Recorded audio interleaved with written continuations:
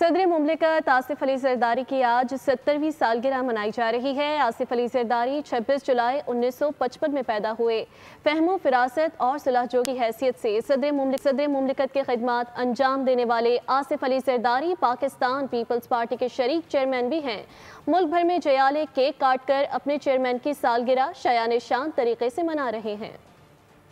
सदर जरदारी की 70वीं सालगिरह आज मनाई जा रही है। फहम फरासत और सुलहजो की हैसियत से सदर मुमलिकत की खिदमात अंजाम देने वाले आसिफ अली जरदारी पाकिस्तान पीपल्स पार्टी के शरीक चेयरमैन भी हैं। आसिफ अली जरदारी 2 मरतबा सदारत के मनसब पर मुंतखब हुए।